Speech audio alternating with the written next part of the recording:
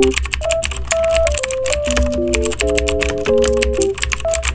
day in my life as a full-time mom. Hello mga mawe, hello mga biday. For today's ganap nga mga mawe, magluluto nga pala ako ng aming pananghalian. Hindi na nga ako nakapunta ng palengke mga mawe, kaya naman etong spam na nga lang ang aking lulutuin. Sa tagal ko nga pinakaingat-ingatan to na hindi nga muna maluto dahil alam nyo naman na napakapahal. Minsan lang naman kaming magkaroon ng ganito dahil binigyan nga lang kami ng aming kapitbahay. Pero syempre, wala tayong choice kundi ito lang talaga yung pwede naming ulamin for today. And after ko naman nga yung mahiwa mga mawe, isinalang ko na nga rin yan agad. Sobrang nagulat pa nga ako dyan dahil tinalsikan nga ako mga mawe. Tingnan nyo naman nga, talaga namang napaurong ang inyong mawe. Subukan pa nga lumaban itong spam.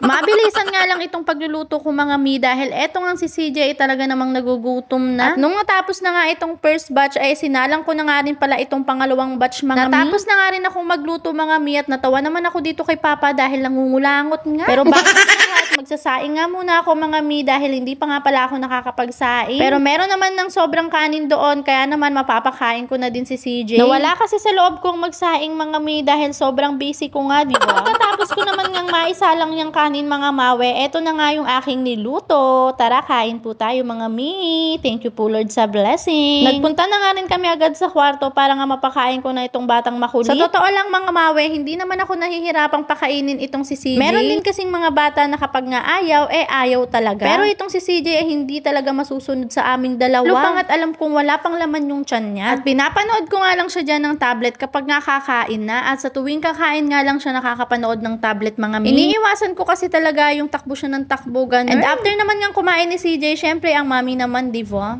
Pagpasyensyahan nyo na nga yung laki ng bunganga ko dyan mga mi dahil super gutom na ang inyong kumawi. Talaga namang sinasabayan ko na nga sa pagkain si CJ dahil nalilipasan talaga ako literal sa pagkain mga mi. At dapat talaga tayo maging health conscious sa panahon ngayon mga mi. Uminom nga lang ako dyan ng tubig mga mawe at pagkatapos ko nga kumain ay eto naman nga ang aking tinutukan. Grabe na pala, super gulong-gulo na pala itong cabinet namin mga mi. Kumbaga para na nga siyang binagyo, ganun. Sinulit ko na nga itong pagkakataon na to dahil tulog na tulog nga yung anak ko kaya naman ito for the go. Go na nga ako maglinis dyan mga mawe at ayusin nga itong mga kalat sa cabinet. Diyos mio, grabe na nga pala talaga yung kalat dito sa cabinet namin. Hindi ko na nga mahuwa. Kaya naman ito, for the punas na nga ang person. Pinupunasan ko na ngayon mga mi dahil puro alikabok na nga. Konting story time tayo mga mawe. Hindi talaga madaling maging content creator mga mawe. Talaga namang napakahirap. Akala ng iba ay napakadali nga lang mag-edit, mag-shoot, mag-video-video dahil pa video-video nga lang ganun. Pero sa likod ng lahat ng yan ay grabe po ang hirap nating mga content creator dahil syempre mag-iisip pa tayo ng content kung ano yung mga gagawin natin. Mag-e-edit pa nga tayo at magbo-voice over mga mi. Kaya naman napaka-challenging talaga itong mga ginagawa natin. Wala ka talagang ka-fashion sa mga ganitong ginagawa mga mawe. Wala talagang magiging magandang resulta yung mga ginagawa mo, ganun. Bukod kasi sa gumagawa talaga tayo ng content, talaga namang naglilinis na rin tayo literal.